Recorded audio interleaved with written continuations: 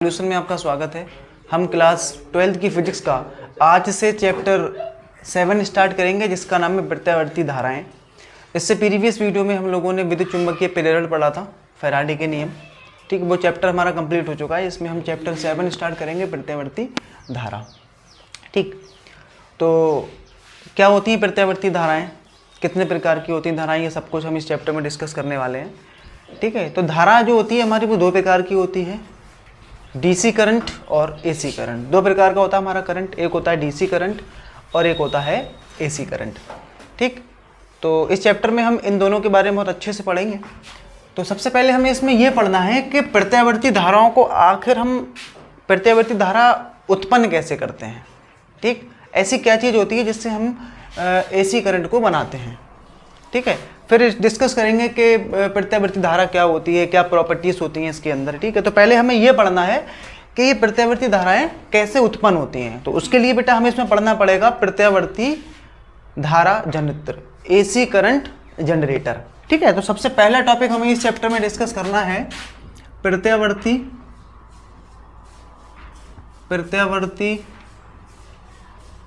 धारा जनित्र। ठीक है, इसी को डायनेमो भी कहते हैं, डायनेमो। इसी को बोला जाता है एसी करंट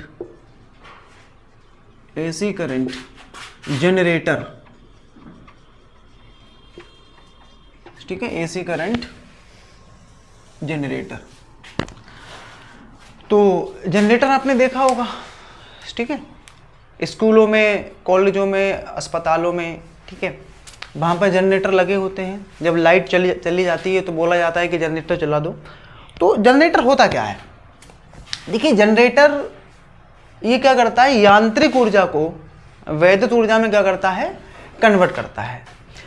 जनरेटर एक ऐसी युक्ति होती है जो यांत्रिक ऊर्जा को क्या करती है, वैद्युत ऊर्जा में कन्वर्ट करती है। यांत्रिक ऊर्जा बोले तो जनरेटर को जब हम चलाते हैं तो उसको चलाने के लिए हमें क्या या तो पेट्रोल डालना पड़ता है उसके अंदर, या डीजल डालना पड़ता है, या मिट्टी का तेल डालना पड़ता है। ठीक है, तो ये क्या करते हैं, इसको हम यांत्रिक ऊर्जा बोलते हैं। और ये यांत्रिक ऊर्जा से हमारी क्या बनती है, वैद्युत ऊर्जा बनती है। तो जनरेटर हमारा क्या होता है, एक ऐसी युक्ति जो यांत्रिक ऊर्जा को किस में कन्वर्ट करती है, वैद्युत ऊर्जा में कन्वर्ट करती है। उसे प्रत्यावर्ती धारा जनित्र कहते हैं। ठीक है, तो इसकी डेफिनेशन लिखते हैं। तो इसमें लिखा है, जनित्र एक ऐसी युक्ति होती है जो यांत्रिक ऊर्जा को वैद्युत ऊर्जा में क्या करती है, परिवर्तित करती है। मतलब जनरेटर जो भी होता है उसमें हम क्या करते हैं, पेट्रोल डालते हैं, या फिर डीजल डालते हैं, या मिट्टी का तेल डालते हैं, और उसकी मदद से क्या होती है, उसकी जो टरबाइन होती है वो घूमती है, और यांत्रिक ऊर्जा हमारी बेटा किस में कन्वर्ट हो जाती है, वैद्युत ऊर्जा में। ठीक है, इससे प्रीवियस वीडियो में बेटा हम लोगों ने पढ़ा था विद्युत चुंबकीय प्रेरण, जिसकी खोज करी थी माइकल फैराडे ने। ठीक है, और माइकल फैराडे के उन विद्युत चुंबकीय प्रेरण की घटनाओं के आधार पर इस प्रत्यावर्ती धारा जनित्र को हम लोग बनाते हैं। और इसको पहली बार बनाया गया था निकोलस टेस्ला के द्वारा। ठीक है, इसलिए इसके जो जनक हैं, इसके जो आविष्कारक हैं वो कौन है, निकोलस टेस्ला। उन्होंने माइकल फैराडे के विद्युत चुंबकीय प्रेरण की घटनाओं का यूज़ करके इसको बनाया था। ठीक है, तो ये होता क्या है, जनित्र एक ऐसी युक्ति होती है जो यांत्रिक ऊर्जा को किस में कन्वर्ट करती है, वैद्युत ऊर्जा में कन्वर्ट करती है। ठीक, अब इसका हम सिद्धांत की बात कर लेते हैं कि आखिर ये किस सिद्धांत पर बात करता है। तो ये प्रत्यावर्ती धारा जनित्र का सिद्धांत हो जाएगा। ये जो सिद्धांत, इसका सिद्धांत किस पे वर्क करता है कि जब हम एक समान चुंबकीय क्षेत्र में किसी कुंडली को रखते हैं तो वो कुंडली क्या करती है, वहाँ घूमती है। उसके घूमने से बेटा क्या उत्पन्न होता है, उसमें एक प्रेरित विद्युत वाहक बल। ठीक, इसी सिद्धांत पर ये वर्क करती है।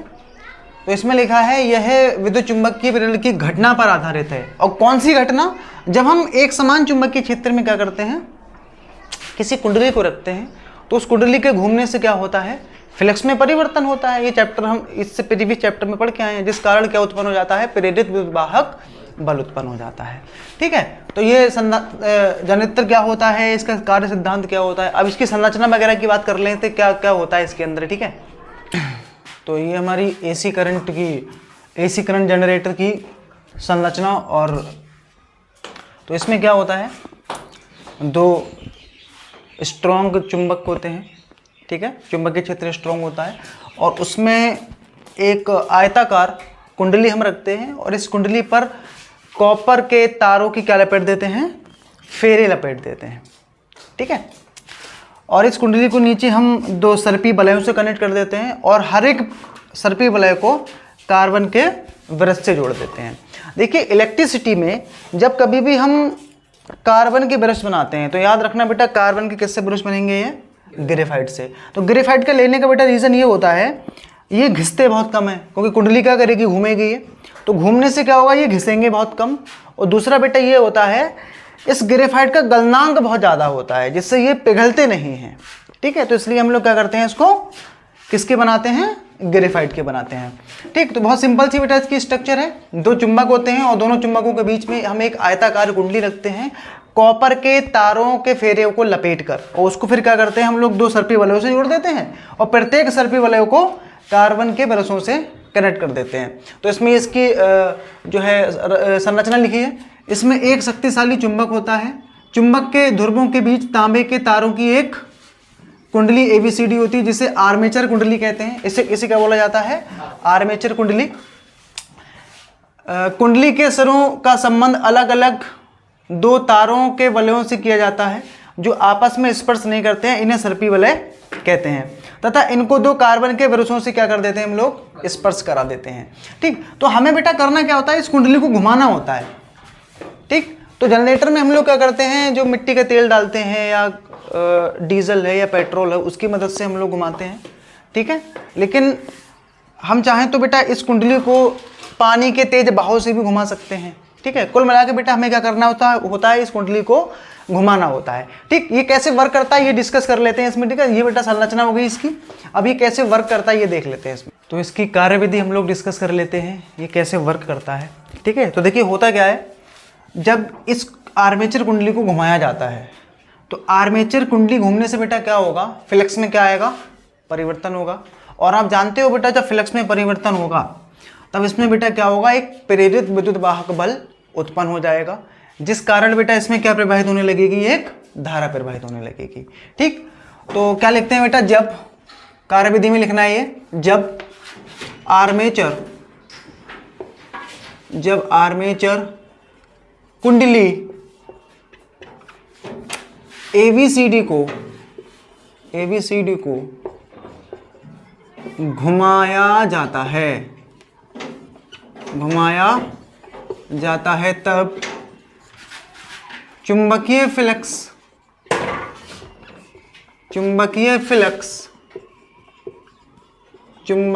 फ्लक्स में परिवर्तन होने के कारण एक प्रेरित विद्युत वाहक बल क्या होता है बेटा, उत्पन्न हो जाता है, जिस कारण एक धारा प्रेरित हो जाती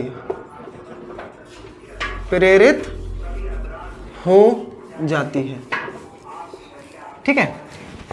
तो जब हम इस कुंडली को घुमाएंगे पकड़ के तब उसमें बेटा क्या होगा, फ्लक्स में परिवर्तन होगा, और फ्लक्स में जब परिवर्तन होता है तो चैप्टर 6 में हम लोग बेटा पढ़ के आए हैं, एक कुंडली में प्रेरित विद्युत वाहक बल उत्पन्न हो जाएगा, जिस कारण बेटा इसमें धारा प्रवाहित होने लगेगी, ठीक है।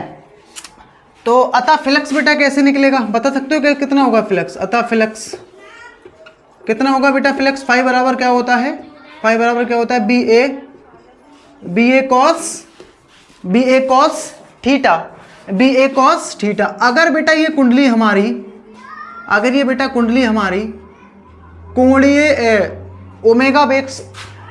ओमेगा वेग से क्या हो रही हो, घूम रही हो, तब हम बेटा यहाँ से थीटा बराबर लिख सकते हैं ओमेगा टी। क्या लिख सकते हैं बेटा, थीटा बराबर ओमेगा टी हम बेटा लिख सकते हैं।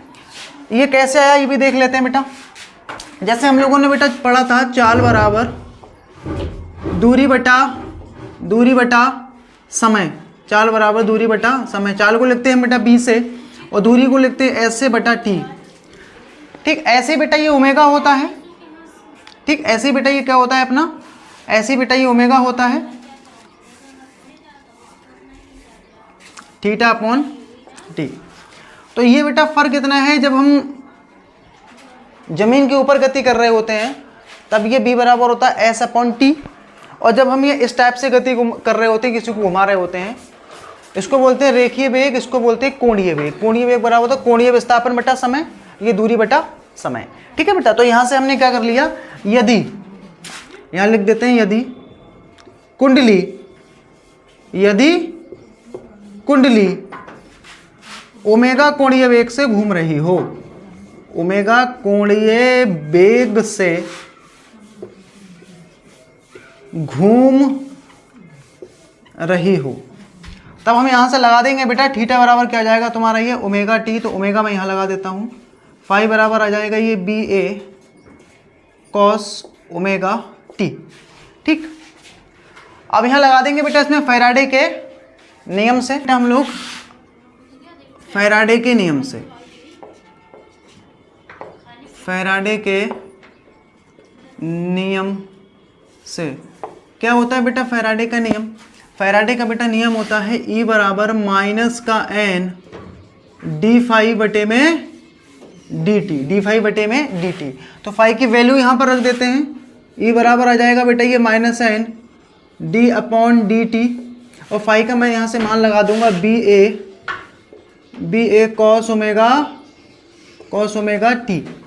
तो यहाँ आ जाएगा आपका माइनस का n, और बी ए भी बाहर ले लेंगे क्योंकि बी का मान भी कांस्टेंट होगा, चुंबक और उसका कुंडली का क्षेत्रफल भी हमारा फिक्स होगा, इसको बाहर ले लेंगे, अंदर बचेगा ये डी अपॉन डी टी, और ये आ जाएगा आपका कॉस ओमेगा टी। अब हम इसका बेटा क्या करेंगे, अवकलन कर देंगे। तो कॉस थीटा का बेटा अवकलन होता है माइनस का साइन थीटा, थीटा का बेटा काम करेगा यहाँ ओमेगा टी, बट यहाँ हम टी के सापेक्ष कर रहे हैं लेकिन ओमेगा टी है, तो ओमेगा टी का हमें दोबारा करना पड़ेगा, तो कुल मिला के ओमेगा आ जाएगा बेटा ये। ठीक, तो minus minus plus n a v omega, और ये साइन ओमेगा टी, इसको मैंने लिख दिया बेटा ई। सही है, तो इतना बेटा क्या होगा, इस कुंडली में प्रेरित विद्युत वाहक बल क्या हो जाएगा बेटा, उत्पन्न हो जाएगा। ठीक, जो कि डिपेंड करेगा बेटा किसके ऊपर, ओमेगा के ऊपर, क्योंकि एन का मान भी फिक्स होगा। यहाँ पर एन का मान क्या होगा, फेरों की संख्या फिक्स होगी, चुंबकीय क्षेत्र भी फिक्स कर दिया हमने, ए भी फिक्स कर दिया, लेकिन ये जो ओमेगा है बेटा कुंडली का घूमना, इस कुंडली के घूमने पे बेटा क्या उत्पन्न कर रहा है हमारा, क्या डिपेंड कर रहा है, प्रेरित विद्युत वाहक बल। तो कुंडली जब घूमेगी तो बेटा किस में परिवर्तन होगा, फ्लक्स में परिवर्तन होगा, और जब फ्लक्स में परिवर्तन होगा तो बेटा कुंडली में क्या उत्पन्न हो जाएगा, प्रेरित विद्युत वाहक बल। ठीक है बेटा, साइन में सबसे बड़ी वैल्यू किसकी होती है, साइन में सबसे बड़ा बेटा मान होता है किसका, साइन 1 का। तो मैं यहाँ लिख दूंगा बेटा sine omega t equal to 1। ये किसके लिए है बेटा, मैक्सिमम के लिए। किसके लिए, क्योंकि साइन में बेटा सबसे बड़ा जो मान होता है वो 1 होता है, तो मैंने यहाँ लगा दिया। ठीक, तो यहाँ पर मैं अगर रखूँगा तो यहाँ क्या मिलेगा, एन बी ए ओमेगा, एन बी ए ओमेगा, और साइन ओमेगा टी की जगह बेटा 1 रखूँगा मैं, तो कुल मिला के ये 1 का मतलब 1 की गुणा इससे करेंगे तो इतना ही आ जाएगा ये। ठीक, तो इसको ई ना लिख के मैंने बेटा क्या लिख दिया है, ई नॉट, मतलब ये ई नॉट का बेटा क्या है, मैक्सिमम वैल्यू निकल के आएगी यहाँ पर। ठीक है, अब मैं क्या करूँगा बेटा, इसको मान लेता हूँ यहाँ पर समीकरण, इसको समीकरण 1 बोल देते हैं, और ये हो गया आपका समीकरण नंबर 2। समीकरण 2 से, समीकरण 2 से क्या आ जाएगा बेटा, समीकरण 2 ई बराबर, इस पूरे का बेटा मान मैं यहाँ से रख सकता हूँ एन वी ए ओमेगा की जगह, एन वी ए ओमेगा की जगह ई नॉट, तो ये आ जाएगा आपका ई नॉट साइन ओमेगा टी। तो ये बेटा निकल के आया हमारे पास क्या, प्रेरित विद्युत वाहक बल का एक इक्वेशन बेटा निकल के आ गया, एक इक्वेशन निकल के आया, ई बराबर ई नॉट साइन ओमेगा टी। ठीक है, अब इसका हम ग्राफ बनाते हैं, फिर इसको समझते हैं हम लोग प्रत्यावर्ती धाराओं को। तो इसमें आप देख सकते हो बेटा साइन आया है ये, और साइन का ग्राफ कैसे बनता है, साइन का ग्राफ कैसे बनेगा, इधर बनाते हैं। तो साइन का ग्राफ बेटा कुछ यूं बनता है इस टाइप से, ठीक, ऐसे बनेगा ये, ठीक है, कुछ ऐसा होता है ये साइन का ग्राफ, ठीक।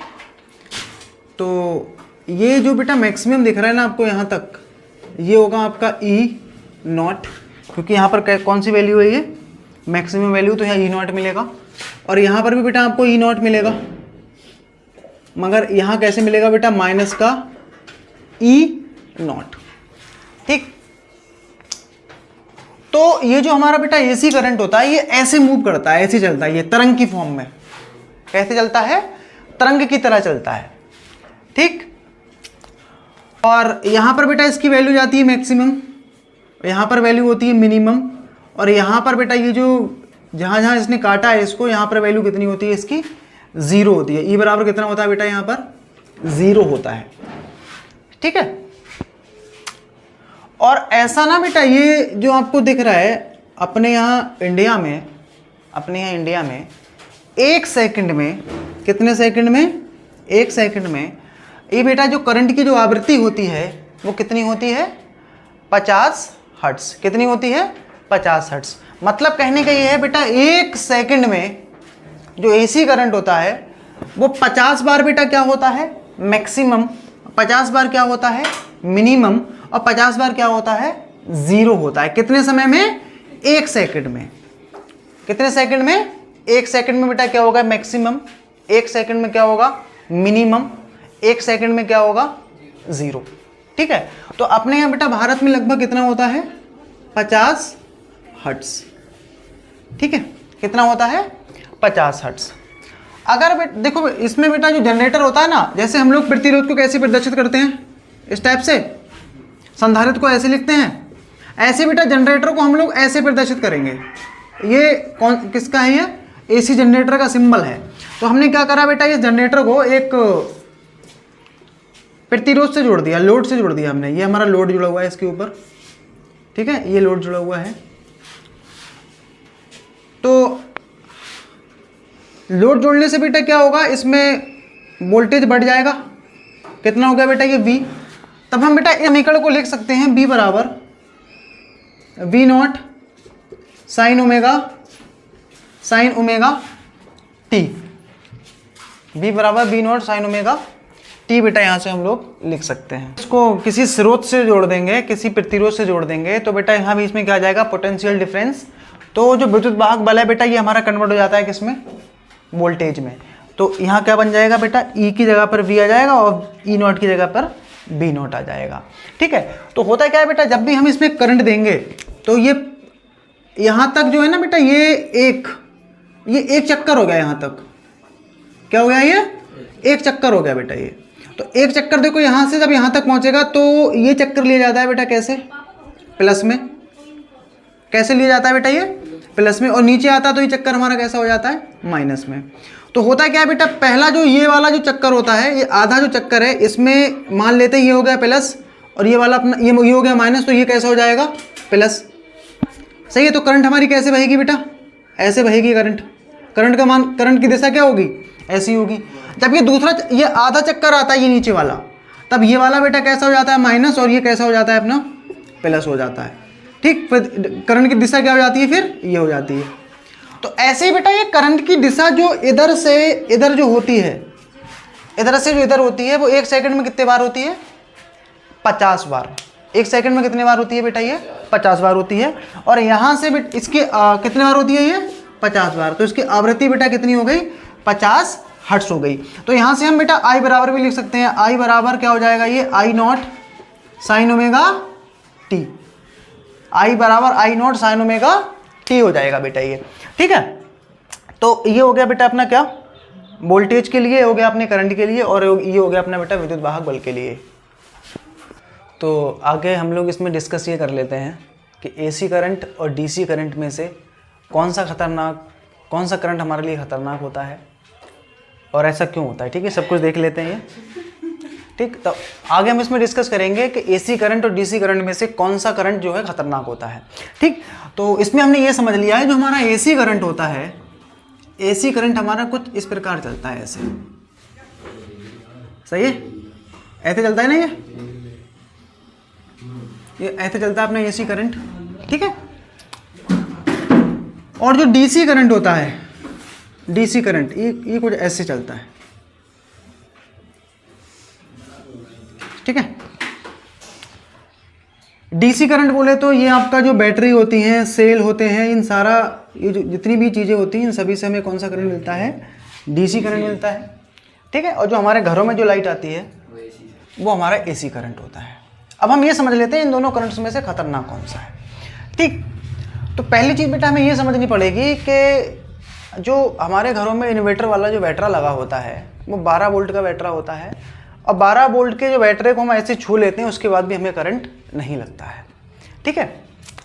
तो होता क्या है, देखिए करंट लगने के लिए कम से कम बेटा वोल्टेज जो होना चाहिए वो 60 वोल्टेज से लेके 80 वोल्टेज तक होना चाहिए।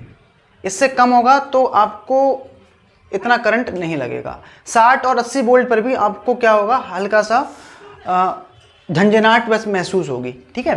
तो लगभग हमें कितना वोल्टेज चाहिए होता है, 60-80 से ऊपर, ठीक। तो हम ये समझ लेते हैं कि इन दोनों में आखिर खतरनाक कौन सा है। तो पहले हमें ये समझना पड़ेगा बेटा, ये जो एसी करंट होता है ना हमारा, ये मैक्सिमम मान है और ये कौन सा मान है, मिनिमम, और ये क्या है, 0 है, ठीक। ये एक तरंग हो गई बेटा पूरी, क्या हो गई है, एक बार ऊपर फिर यहाँ फिर यहाँ, ये एक तरंग हो गई, और यहाँ फिर ये दूसरी हो गई, ठीक है। ऐसे ही बेटा एक सेकंड में, कितने सेकंड में, एक सेकंड में ये जो तरंग होती है मैक्सिमम, 0, मिनिमम कितने बार होती है बेटा, ये होती है लगभग आपकी 50 बार। कितनी होती है, 50 हर्ट्ज। एसी करंट की आवृत्ति कितनी है बेटा, 50 हर्ट्ज, ठीक है। एक सेकंड में 50 बार मैक्सिमम, 50 बार 0 और 50 बार मिनिमम होता है इसका मान, ठीक। अगर आपसे ये बोला जाए कि आपके घर में जो बल्ब लगा है वो एक सेकंड में बेटा 50 बार जल रहा है, 50 बार बुझ रहा है, ठीक है। तो यहाँ सवाल ये आता है, सर तो हमें दिखता क्यों नहीं है। तो एक चीज़ बेटा हमें ये समझनी पड़ेगी कि किसी भी चीज़ को जो हमारी आंख के सामने 1/16 सेकंड में अगर हो गई कोई चीज़ तो वो हमें दिखाई नहीं देगी। 1/16 1 सेकंड का 16वें भाग में अगर कोई भी घटना घटित हो गई तो हमें दिखाई नहीं देगी, ठीक है। तो वो तो बेटा 1 सेकंड में 50 बार बल्ब जो है जल बुझ रहा है तो हमें दिखाई नहीं देता है, ठीक। अगर आप चाहें तो बेटा बल्ब और अपने फ़ोन का कैमरा खोल के उसकी शटर स्पीड चेंज करके आप देख सकते हो, आपको हल्का सा बेटा ये दिखेगा इस टाइप से होता हुआ, ब्लिंक डार्क ऐसा कुछ होता हुआ दिखेगा, ठीक। तो ये क्यों होता है बेटा, ये आवृत्ति के कारण होता है, ठीक है। तो ये समझते हैं इन दोनों में से खतरनाक कौन सा है। तो इसमें बेटा क्या होता है, जैसे हमने यहाँ क्या दिया, 240 वोल्टेज दिया, कितना दिया, 240 वोल्टेज, ठीक। तो 240 वोल्टेज का ये बेटा मैक्सिमम मान है, फिर ये क्या होगा, उसी सेकंड में 50 बार क्या हो जाएगा, 0, और फिर मैक्सिमम मिनिमम और 0 होता रहता है 1 सेकंड में 50 बार, ठीक। लेकिन इसमें ये बदलता रहता है लगातार 200। अब यहाँ पर अगर करंट जब यहाँ होगा तो इसका मान कुछ और होगा, यहाँ मतलब हर एक पॉइंट पर वोल्टेज क्या होगा, बदलता रहेगा, ठीक है बेटा। लेकिन इसमें अगर हम बात करें, अगर यहाँ हमने 240 वोल्ट दिया है तो हमेशा कितना रहेगा, ये ग्राफ हमें क्या बता रहा है, हमेशा कितना रहेगा बेटा, ये 240 ही रहेगा, नियत रहेगा, ये ना बढ़ेगा ना घटेगा, बिल्कुल इतने का इतना ही रहेगा स्टार्टिंग से लेके लास्ट तक बेटा सेम रहेगा, ठीक। अब होता क्या है बेटा, अगर हम लोग यहां पर सपोज करिए बेटा एसी करंट से कोई आदमी, एसी करंट का किसी ने तार टच कर लिया, ठीक। तो इससे होता क्या है, आदमी के पास 50 मौके होते हैं 1 सेकंड में उससे अलग हटने के। क्यों, क्योंकि 1 सेकंड में 50 बार करंट का मान क्या होगा, 0 होगा, और जब 0 होगा हर बार आपको एक मौका मिलेगा वहां से क्या होने का, हटने का। लेकिन बेटा जो डीसी करंट होती है, जब ये किसी को पकड़ती है तो बेटा कोई मौका नहीं देती है, 240 वोल्ट का मान क्या होता है, फिक्स रहता है, ठीक। लेकिन इस वाले की अगर हम बेटा बात करें ना, तो ये वाला करंट हमें मौके देता है छूटने के, हटने के, वहां से मौके देता है, लेकिन ये वाला करंट हमें मौके नहीं देता है। तो आप मुझे बताइए बेटा कौन सा करंट खतरनाक होगा, एसी के डीसी? डीसी वाला बेटा खतरनाक हो जाएगा। क्यों? क्योंकि ये कम से कम मौका तो दे रहा है हमें वहां से हटने का, 1 सेकंड में 50 चांस दे रहा है हमें वहां से हटने के, ठीक है बेटा। लेकिन डीसी जो करंट होता है ये हमें चांस नहीं देता है, ठीक। हाँ, लेकिन बेटा ये जो एसी करंट होता है ना, इससे झटका बहुत तेज लगता है, समझ में आ रहा है? इससे झटका बहुत तेज लगता है, लेकिन इससे झटका नहीं लगता है, इस वाली करंट से झटका नहीं लगता है, ठीक है? इस वाली करंट से आपको झटका नहीं लगेगा, लेकिन इससे झटका बहुत तेज लगेगा, ठीक है?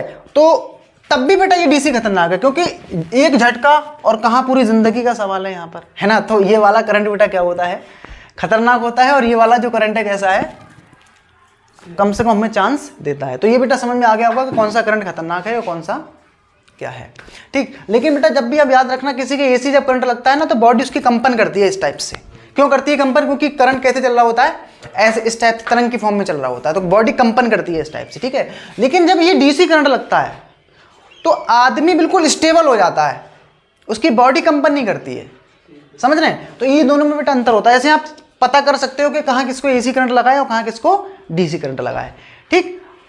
तो समझ में आ गया होगा बेटा एसी और डीसी करंट में कौन सा खतरनाक है। तो डीसी करंट बेटा हमारा ज़्यादा खतरनाक होता है, क्योंकि ये हमें चांसेस नहीं देता है वहाँ से हटने के, लेकिन एसी जो करंट है ये आपको चांस देता है वहाँ से हटने के, ठीक है? तो जो मौका देता है वो अच्छा होता है, जो मौका नहीं देता है वो वैसे भी जानलेवा है, ठीक? अब आगे इसमें बेटा डिस्कस कर लेते हैं कि इसमें हम इसकी वैल्यू कैसे निकालेंगे, एसी करंट का धारा का औसत मान निकालेंगे, ठीक है? आगे बढ़ते हैं। अगला टॉपिक हमें डिस्कस करना है यहाँ प्रत्यावर्ती धारा का औसत मान, ठीक है?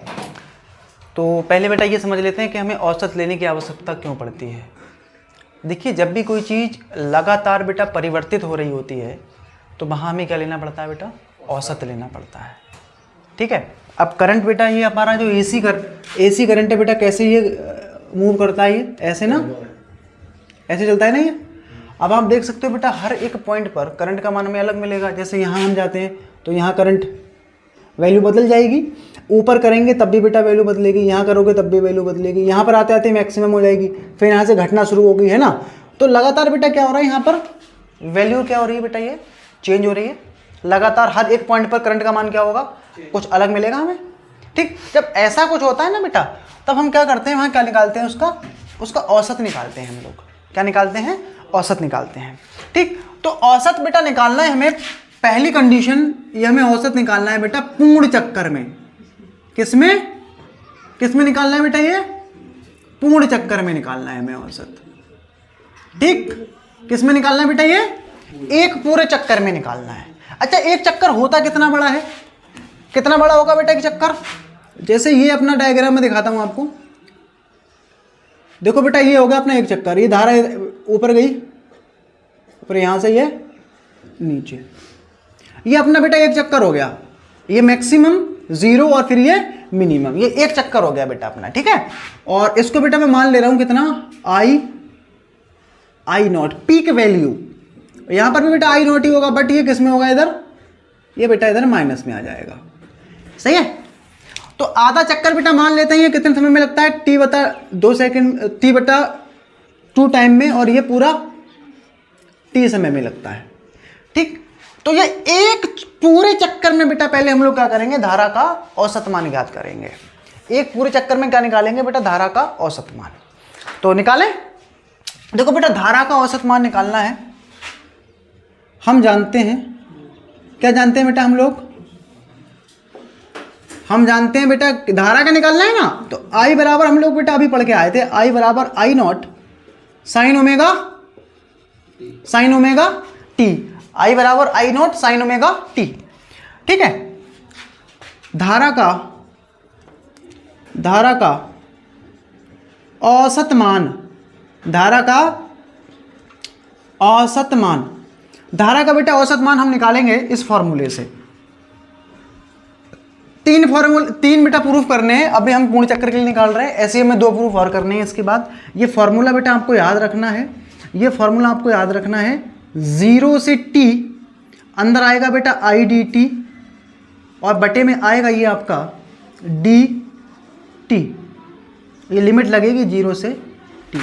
तो ये बेटा फॉर्मूला आपको याद रखना है, इस फॉर्मूले से हम लोग क्या करेंगे, धारा का कौन सा मान निकालेंगे, औसत मान, ठीक है? ये फॉर्मूला आपको याद रखना है बेटा, 3 प्रूफ करने हैं हमें इसी के लिए। अभी हम पूर्ण चक्कर में निकाल रहे हैं, अभी आधे चक्कर में निकालेंगे, फिर एक प्रूफ और आएगा। तीनों में बेटा सेम फॉर्मूला हमें क्या करना है, अप्लाई करना है। सब में बेटा हमें क्या करना है, जहां जहां पर आई है वहां पर मैं इस आई का मान लगा दूंगा यहाँ, इसको चाहे तो आप समीकरण 1 मान सकते हो। तो ये हो जाएगा आपका आई ए बी IAB से मेरा मतलब है धारा का एवरेज वैल्यू ऑफ I, धारा का औसत मान, ठीक, इक्वल टू I का मैं यहाँ वैल्यू रख देता हूँ 0 से T। I का मान यहाँ पे कितना है बेटा, I not sine omega T बटे में, बताएंगे बेटा dt का अवकलन क्या होता है। dt का बेटा t होता है, जैसे dp का p, dx का x, dl का l, dp का p, ऐसे यहां पर क्या हो जाएगा बेटा dt का t, और लिमिट क्या लगा दूंगा मैं, t से 0 लग जाएगी बेटा लिमिट ये। अब यहां नीचे हम लिमिट रख देते हैं बेटा ये, अच्छा ऊपर से कुछ बाहर आएगा बेटा, ये आई नॉट बाहर आ जाएगा। क्यों बेटा आई नॉट बाहर आएगा, ये बताएगा कोई। आई नॉट बेटा इसलिए बाहर आएगा ये, क्योंकि आई नॉट क्या है, ये पीक वैल्यू है, शिखर मान है, और ये हमेशा क्या रहेगा, ये फिक्स रहेगा। तो इसको मैं क्या करूंगा, बाहर ले लूंगा, तो ये हो जाएगा अपना आई नॉट, और अंदर ये बचेगा आपका 0 से t sign omega T dt, sign omega T dt आ गया ये। और नीचे बेटा आ जाएगा ये, लिमिट रखेंगे हम t की जगह पे कैपिटल T, और फिर t की जगह पर 0, ये रख दिया हमने यहाँ से। तो ये हो जाएगा आपका IAB equal to I naught बटे में t, और ये बचेगा बेटा 0 से t sign omega T dt, sign omega T dt। अब इसमें हमें क्या करना पड़ेगा बेटा, साइन का अवकलन करना पड़ेगा, सॉरी साइन का समाकलन करना पड़ेगा।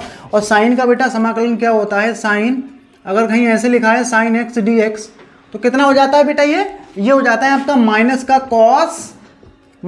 कॉस x हो जाता है। ये कितना हो जाता है, ये माइनस का कॉस x। तो ये हो जाएगा बेटा IAB equal to I naught बटे में t, और ये जब हम इसका कर देंगे समाकलन, तब ये निशान बेटा हट जाएगा, और ये जो साइन है हमारा, इसकी जगह लगा देंगे हम क्या, माइनस का कॉस ओमेगा टी।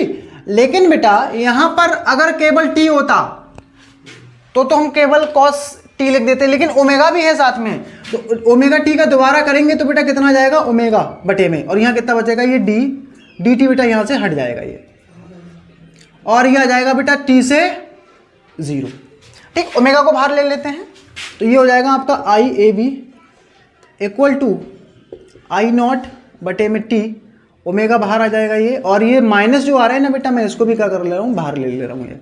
तो अंदर बचेगा ये कॉस ओमेगा t और t से 0। तो IAB equal to I naught omega t, और ये आ जाएगा बेटा ये कॉस, t की जगह पे कैपिटल T रख देते हैं, तो ओमेगा t और माइनस का कॉस 0, ठीक है। तो IAB minus I naught omega t, और ये हो जाएगा आपका कॉस ओमेगा t, और माइनस का कॉस 0 कितना होता है बेटा, 1 होता है ना। कॉस 0 कितना लगा दिया हमने, 1 लगा दिया, ठीक है। कितना लगा दिया, 1 लगा दिया, ठीक। अच्छा एक बात बताओ बेटा, हम ये क्या निकाल रहे हैं, पूरे चक्कर के लिए निकाल रहे हैं ना, किसके लिए निकाल रहे हैं, पूरे चक्कर में। अच्छा एक बात बताओ, जब बेटा हम पूरा चक्कर घूम लेते हैं तो कोण कितना घूमते हैं, ये बताओ। अगर हम पूरा घूम गए ऐसे, तो कोण हमने कितना घूमा, 360 बोले तो 2 पाई, कितना घूम गया बेटा टोटल, 2 पाई, कितने समय में, t समय में।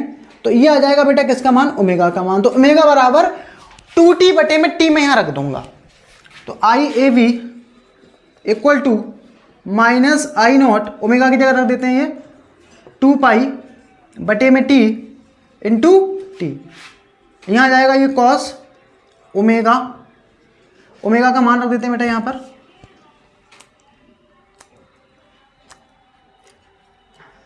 तो ओमेगा का मान यहां से रखेंगे 2 पाई बटे में t और इंटू में t और माइनस का 1। तो t से t बेटा इधर कैंसिल हो जाएगा, ये t से t यहाँ पर कैंसिल हो जाएगा, तो माइनस का AB equal to minus I naught बटे में बचेगा बेटा ये 2 पाई, और अंदर आ जाएगा ये कॉस 2 पाई माइनस का 1। अच्छा कॉस 2 पाई का बेटा वैल्यू कितना होगा, कॉस 360 हो गया बेटा, ये कॉस cos 360 का बेटा वैल्यू होता है 1। कितना होता है बेटा ये? cos 360 को आप लिख सकते हो कैसे?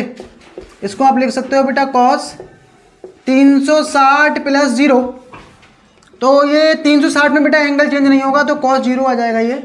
और ये चौथे चतुर्थांश में हमारा cos कैसा होता है? प्लस का होता है। तो इसका बेटा मान हम कितना लगा देंगे? cos AB equal to minus I naught बटे में 2 पाई, और ये हो जाएगा 1 माइनस 1। तो ये कट के बेटा आई ए वी की जो वैल्यू आती है वो कितनी आ गई बेटा? ये आई ए वी इक्वल टू 0। कितना आ रहा है बेटा ये मान? ये 0 आ रहा है बेटा मान। ठीक, और याद रखना बेटा पूर्ण चक्कर में धारा का औसत मान कितना आता है? 0 ही आता है। ठीक, अब इसका मतलब समझते हैं क्या? एक पूरे चक्कर में धारा का जो औसत मान है वो बेटा कितना आ रहा है? 0 आ रहा है। इसका मतलब क्या हुआ? इसका मतलब बेटा ये हुआ कि हम इस एसी करंट से जो भी बल्ब जला रहे हैं, कुछ भी चला रहे हैं, उसमें करंट कितनी जा रही है? अब सोचने वाली बात ये है, जब उसमें करंट 0 जा रही है तो वो चल कैसे रहा है? फिर समझ में आ रहा है? तो ये 0 क्यों आ रहा है मान? अगर करंट का मान 0 है, अगर बेटा करंट का मान 0 है तो वो चीज काम कैसे कर रही है? करंट ही नहीं जा रहा है उसमें तो काम कैसे कर रही है?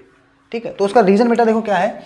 देखो जैसे हम ऊपर जाते हैं बेटा तो धारा हमारी कैसी रहती है? पॉजिटिव, और नीचे आते हैं तो बेटा कैसी रहती है? नेगेटिव।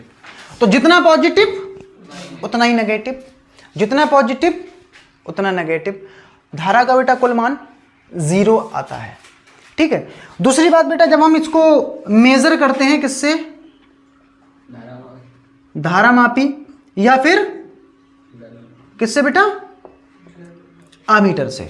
धारा मापी से या फिर आमीटर से। तो हैरानी वाली बेटा बात यह है, हो सकता है बेटा कि हम जब कैलकुलेशन वगैरह कर रहे हो तो कैलकुलेशन में कहीं गलती हो गई हो और क्या आ रहा हो हमारा? 0। गलती हुई नहीं है कहीं, जैसे हम मान के चल रहे हैं, हो सकता है हमने कहीं कैलकुलेशन की हो और कहीं गलती हमने कर दी हो और मान कितना आ गया हो? 0 आ गया हो। लेकिन बेटा जब हम धारा मापी और आमीटर से इसको नापते हैं तब भी बेटा धारा का मान कितना रहता है? 0 रहता है। कितना रहता है बेटा मान? 0 रहता है। ठीक है, तो आखिर ये 0 क्यों आ रहा है बेटा? इनमें 0 क्यों आ रहा है ये भी समझ लेते हैं हम लोग। इसमें 0 क्यों आता है ये तो हमने समझ लिया कि पॉजिटिव है, जितना पॉजिटिव उतना नेगेटिव, तो प्लस माइनस जितना प्लस है उतना माइनस, टोटल कितना हो गया? 0 हो गया। लेकिन इनमें 0 क्यों आ रहा है? तो उनमें बेटा 0 आने का मतलब क्या है? देखो धारा मापी या अमीटर बेटा ये हमारे काम करते हैं किस पर? चुंबकीय प्रभाव पर। किस पे बेटा वर्क करते हैं? चुंबकीय प्रभाव पर। किस पे करते हैं वर्क? चुंबकीय प्रभाव पर, मैग्नेटिक इफेक्ट पे वर्क करते हैं। अब आप बताइए बेटा ये वाला जो करंट होता है 1 सेकंड में कितने बार? 50 बार इधर जाता है, 50 बार इधर, 50 बार इधर, 50 बार इधर। तो 1 सेकंड में मैग्नेटिक फील्ड कितने बार बदल रही है? 50 बार। कितने बार बदल रही है बेटा? 50 बार बदल रही है। तो आप ये सोचने वाली बेटा बात है कि 1 सेकंड में कोई चीज अगर 50 बार बदल रही है तो क्या वो चीज हमें दिख जाएगी?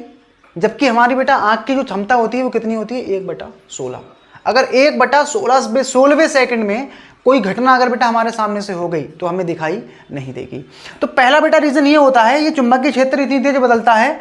अगर इस अमीटर की सुई बेटा हिल भी जाए, पहले बात तो हिल नहीं पाएगी बेटा जड़त्व के कारण, क्योंकि 1 सेकंड में इतनी बार बदलना नामुमकिन है। समझ रहे ना? तो लगातार चुंबकीय क्षेत्र बेटा बदलने से इसकी सुई बेटा क्या होगी? अगर वो हिल भी रही होगी तब भी हमें नहीं दिखेगी। और दूसरा बेटा रीजन ये है जड़त्व के कारण हमें नहीं दिख पाएगी। तो इस करंट को बेटा नापा कैसे जाए? इस करंट को बेटा नापने के लिए हम क्या करते हैं? एक हीटिंग इफेक्ट पे, हीटिंग इफेक्ट समझते हो? हीटिंग इफेक्ट का मतलब होता है ऊष्मीय प्रभाव। अब जब इसमें धारा कहीं प्रभावित होगी तो उसमें क्या उत्पन्न होगी? ऊष्मा भी उत्पन्न होगी। तो हम एक ऐसा यंत्र बनाते हैं जो चुंबकीय क्षेत्र पे बेटा वर्क ना करके किस पे वर्क करे? किस पे वर्क करे?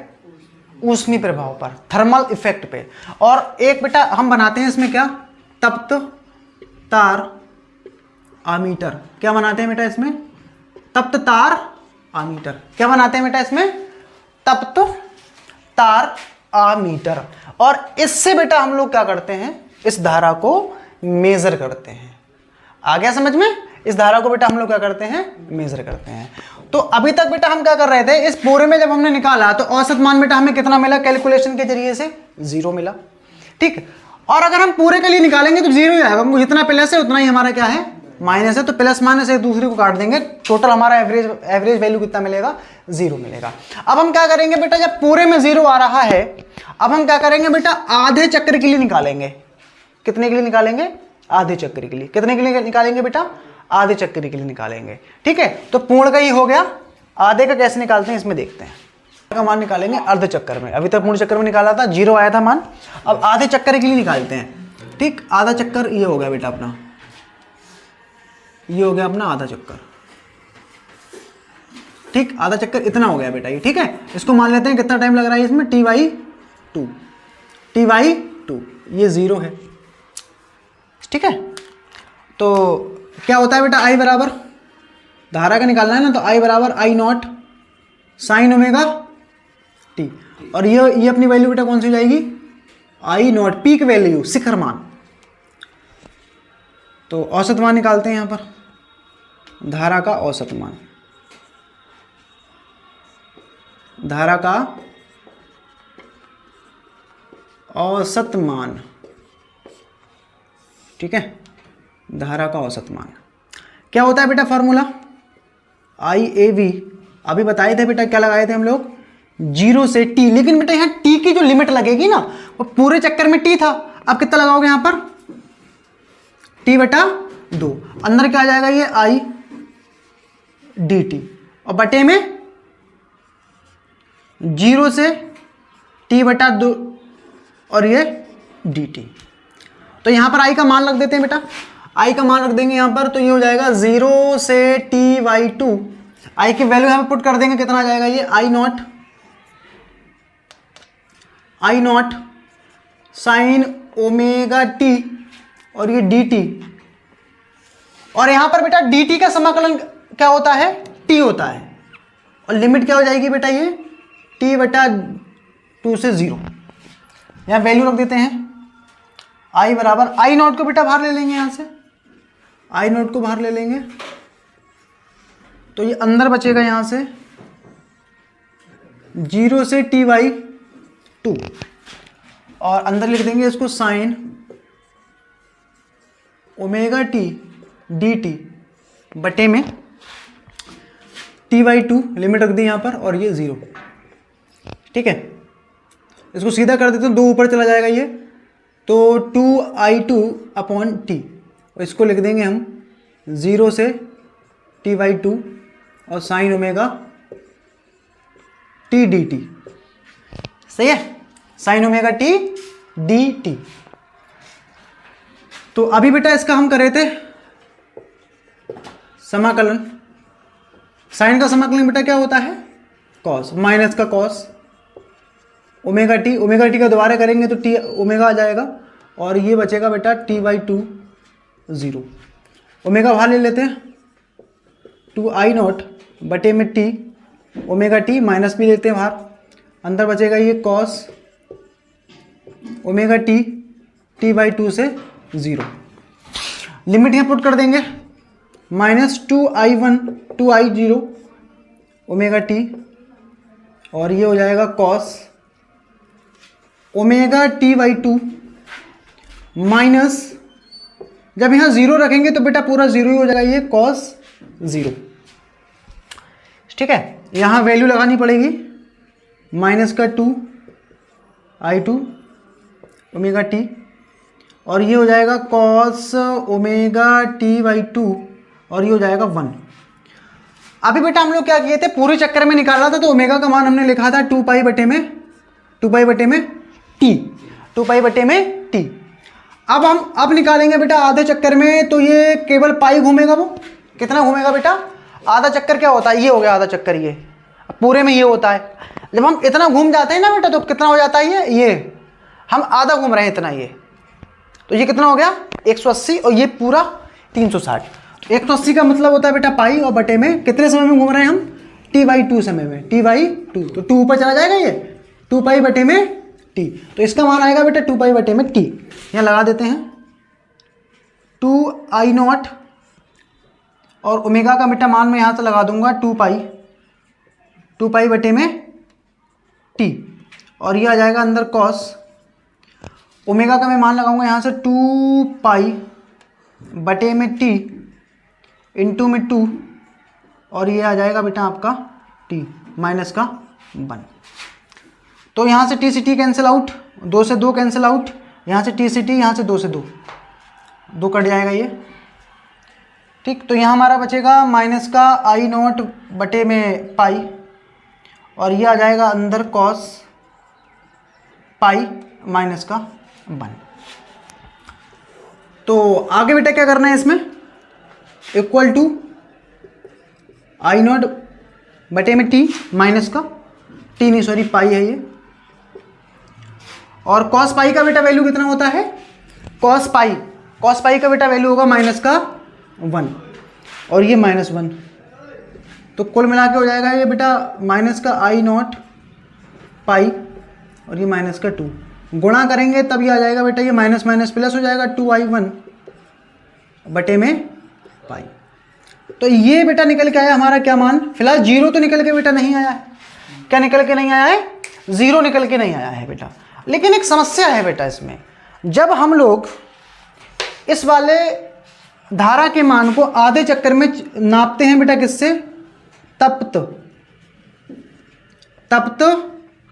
तार अमीटर से, क्या नापते हैं बेटा, तप्त तार अमीटर से जब बेटा नापते हैं तो हमारी वैल्यू बेटा इतनी आई है, और तप्त तार अमीटर में बेटा ये वैल्यू क्या होती है, अलग शो होती है। ठीक है, क्या होती है ये, अलग शो होती है। हमने जो कैलकुलेशन करके निकाली है बेटा वो कितनी है, 2π0 अपॉन में 2i0 बटे में पाई, ये हमने कैलकुलेट करके निकाली है। और लेकिन जब बेटा हम अमीटर से इसको चेक करते हैं, कौन सा अमीटर, तप्त तार अमीटर से जब हम इसको चेक करते हैं तो उसमें बेटा रीडिंग जो है अलग शो होती है। ठीक है, ऐसा हो क्यों रहा है बेटा, वो एक अलग वैल्यू बेटा शो हो रही थी, वो कौन सी बेटा वैल्यू थी, उसको हम बेटा बोलते हैं धारा का वर्ग माध्य मूल मान। ये हम आगे वाले बेटा लेक्चर में क्लियर करेंगे उसको। ठीक है, तो इसमें हमने क्या किया है, प्रत्यावर्ती धारा जनित्र, एसी करंट डीसी करंट क्या होते हैं, क्या अंतर है, कौन सा खतरनाक है। ठीक है, धारा का औसत मान निकाला अर्ध चक्कर में, पूर्ण चक्कर में। ठीक, तो आज की क्लास में बेटा हम इतना ही पढ़ेंगे। नेक्स्ट वीडियो में हम लोग धारा का वर्ग माध्य मूल बेटा मान ज्ञात करेंगे, क्योंकि ये जो तप्त तार अमीटर है इसमें बेटा ये रीडिंग शो नहीं हो रही है। इसमें वो कौन सी रीडिंग शो हो रही है उसको मैं वहाँ डिस्कस करना है, वो धारा का वर्ग माध्य मूल मान कहलाता है। ठीक, जो कि हम आगे नेक्स्ट वीडियो में इसको डिस्कस करेंगे। तो अगर आपको वीडियो पसंद आया हो तो उसको लाइक कर दें और चैनल को सब्सक्राइब कर लें, जिससे कोई भी वीडियो आए तो आप तक पहुँच जाए। तो मिलते हैं नेक्स्ट वीडियो में, थैंक यू।